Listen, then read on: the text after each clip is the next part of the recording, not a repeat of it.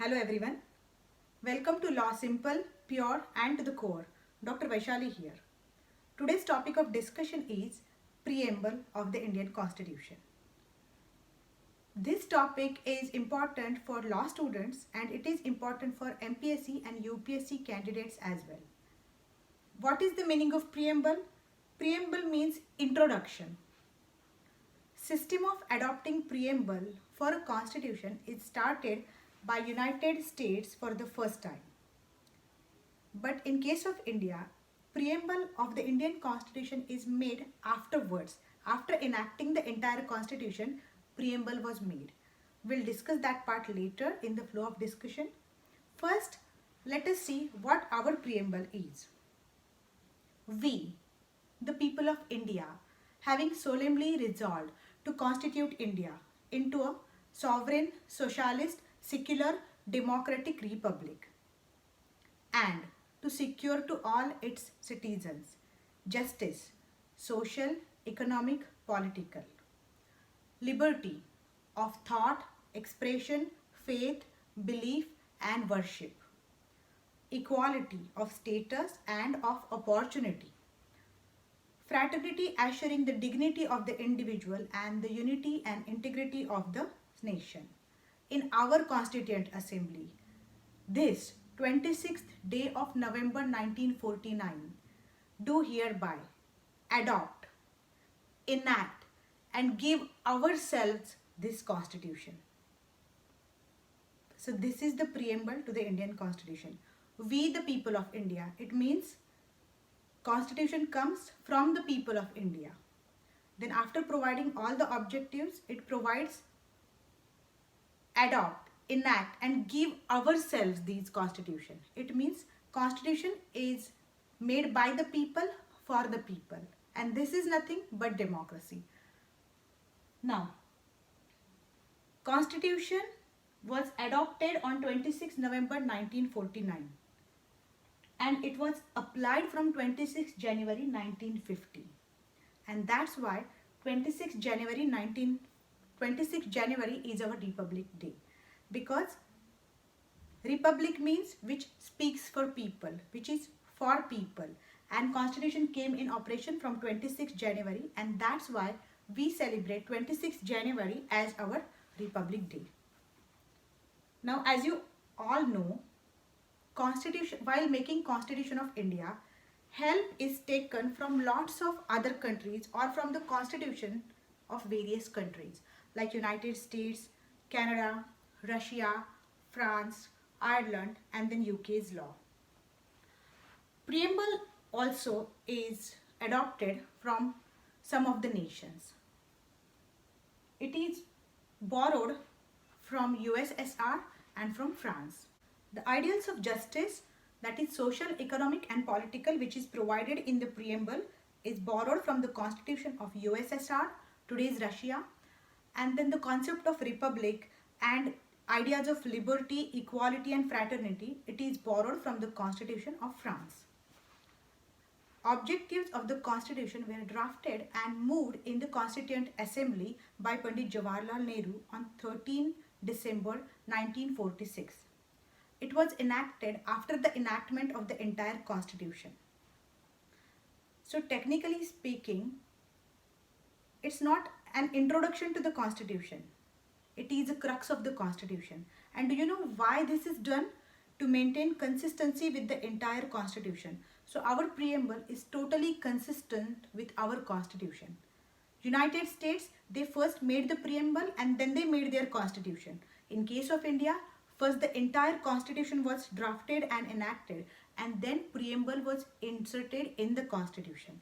So just remember this point. Then the term secular was added in the preamble afterwards by 42nd Constitutional Amendment Act 1976. Now there are three important questions which are asked in relation to the preamble.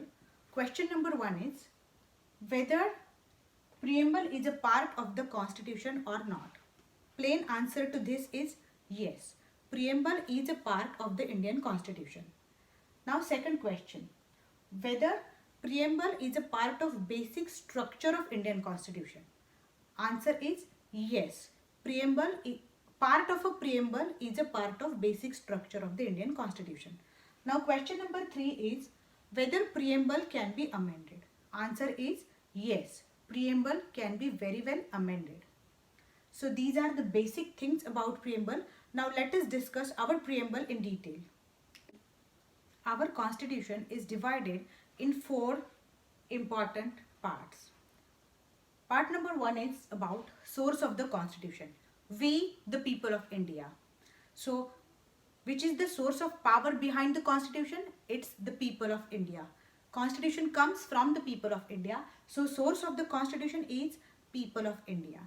Now, second important part talks about nature of the Indian constitution. And that is sovereign, socialist, secular, democratic and republic.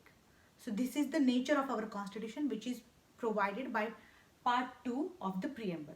We are going to discuss each and every part in detail, but first let us go through 4 important parts of the Indian constitution quickly. Then afterwards, objectives which are aimed to be pursued by the constitution are provided by the preamble. And what are they? Justice, social, economic and political. Liberty of thought, expression, faith, belief and worship. Equality of status and of opportunity. And fraternity, assuring the dignity of the individual. So these are the objectives which Constitution wants to pursue. These are the objectives of our Constitution. And then adoption. So it is provided that it is adopted on 26th November 1949 and then it came into application on 26th January 1950. Now let us go through each and every part of our preamble. The word sovereign is provided in the preamble. So what is the meaning of sovereign? Sovereignty means supremacy. Sovereign means supreme. Before independence, India was not sovereign. It was a British colony. It was a colony of some sovereign nation, or it was a colony of Great Britain. After getting independence, India became sovereign. Sovereignty means a country which is capable to maintain internal peace and security and which is capable to protect itself from foreign aggression. So that is sovereignty. Is India a sovereign country? Yes, India is a sovereign country. We have our own army, navy and air force and we are able to protect our borders from foreign encroachment. So India is sovereign and it has its own rule inside its territory.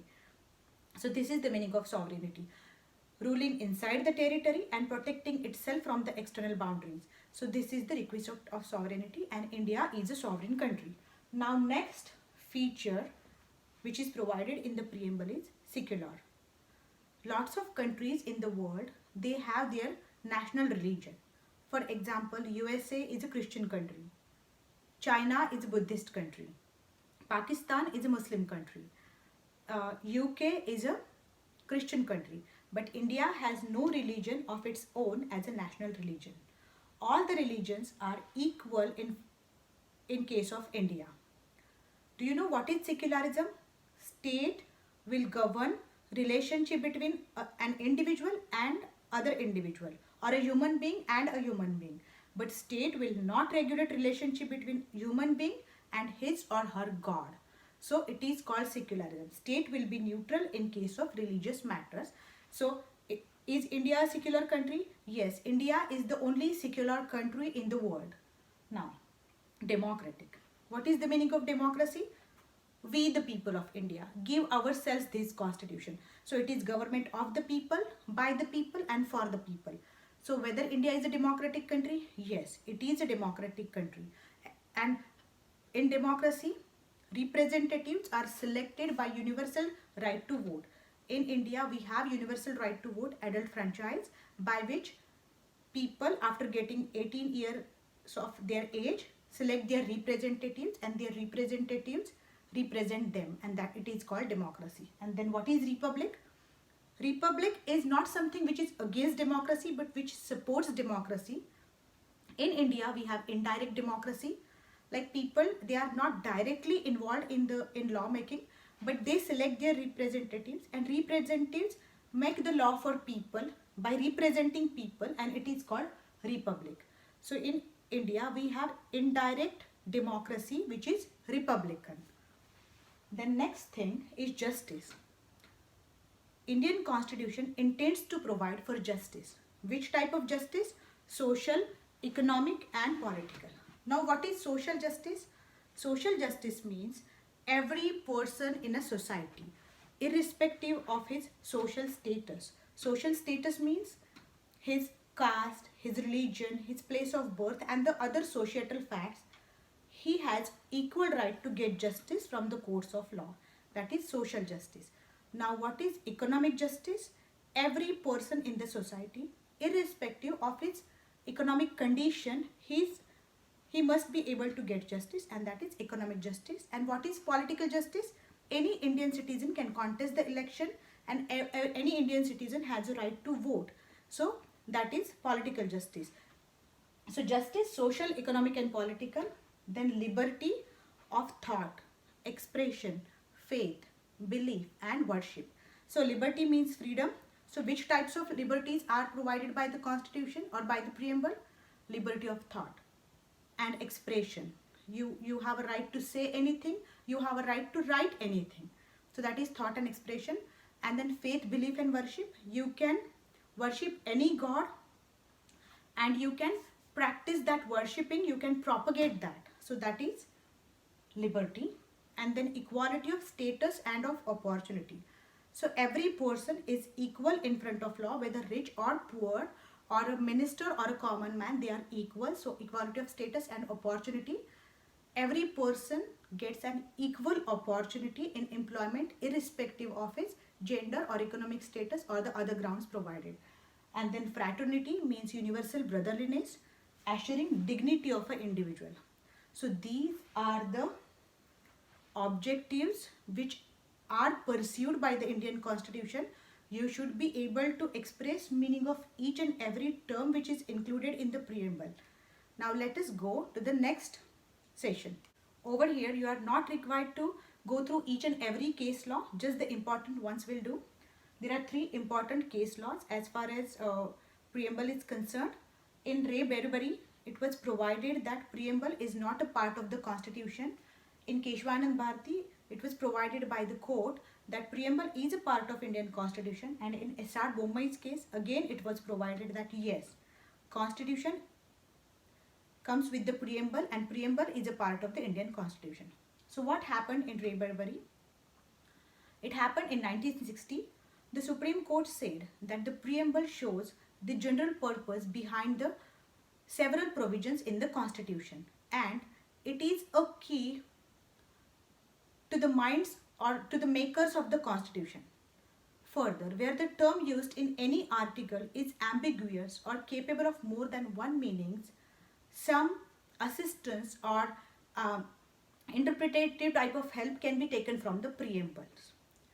But despite that, preamble is not any provision in the constitution, and so it is not a part of the constitution. So in Ray Berbery, it was provided that if there is any confusion while interpreting any article of the constitution, then yes, help can be taken from the preamble, because preamble provides for the aim of the constitution. So yes, you can very well take help from the preamble while interpreting any article, but preamble is not a part of an Indian constitution. It is provided in Ray Berbery case. In the next case, which is Keshwanand Bharti's case, it is provided by the Supreme Court that preamble is a part of the Indian constitution. Court observed that the preamble is of extreme importance and the constitution should be read and interpreted in the light of the grand and noble vision expressed in the preamble. The explanation provided by the Supreme Court: the preamble may not be the essential part of the ordinary statute, but it is essential part of the constitution. So for other statutes, it is not a very important part of the statute, but for constitution, it is a very important part of the constitution. Supreme Court admitted it has been adopted by the Constituent Assembly in the same manner as the other parts. So constitution is made by the Constituent Assembly and the preamble is also made by the Constituent Assembly following the same rules. The motion by which the preamble was adopted said, the question is that the preamble stands part of the constitution. The preamble was enacted after the rest of the constitution was already enacted. The preamble was inserted at the end of the constitution. And do you know why it was inserted at the end of the constitution? To maintain consistency with the constitution. So preamble is very much consistent with the Indian constitution. Rather, it is the crux of the Indian constitution. So yes, it is a part of the Indian constitution as provided in Keshwanand Bharati's case. Judgment of Keshwanand Bharati is again respected in S.R. Bommai's case, and it was provided that yes, preamble is a part of the Indian constitution. Now the next question, whether preamble is amendable, that your constitution can be amended under Article 368 of the constitution itself. So whether preamble can be amended like the rest of the constitution. So let us see what happened. Same case is there, Keshwanand Bharati's case. An interesting argument advanced in the case. It has been moved by Justice Y.V. Chandrachud that the preamble may be a part of the constitution, but it is not a provision of the constitution. Therefore, we cannot amend the constitution so as to destroy the preamble. Discarding the submission by Justice Chandrachud, Supreme Court held that it was impossible to adopt the contention that the preamble is not a provision of the constitution. It is a part of the constitution and it is not outside the reach of the Constituent Assembly. Keshwanand Bharati's case is a milestone and also a turning point in the constitutional history of India. Justice D.G. Palekar held that preamble is a part of the constitution like any other provision of the Indian constitution. So it can be very well amended under Article 368, but part of the preamble which relates with the basic structure of the Indian constitution, it cannot be amended. Now again you will ask me a question, ma'am, 42nd amendment inserted secular and socialist in the constitution. Yes, it was inserted, that amendment was made, but it didn't destroy the basic structure of the Indian constitution. In fact, these two objectives go along with the entire constitution very well, and that's why that amendment is not against the basic structure of the constitution, or it is not against the spirit of the constitution. So in short, preamble is a part of the Indian constitution. Preamble can be amended under Article 368.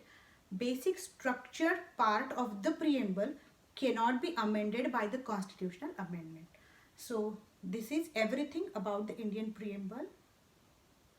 For MPSC and UPSC candidates and for LLB students, this much information is enough. If you want to know more about Indian constitution or preamble, I'll be putting one more lecture for LLM students. You can very well follow that lecture. So stay tuned till my next lecture. My next lecture is going to be on rule of law for MPSC and UPSC candidates again. So goodbye and good luck till then.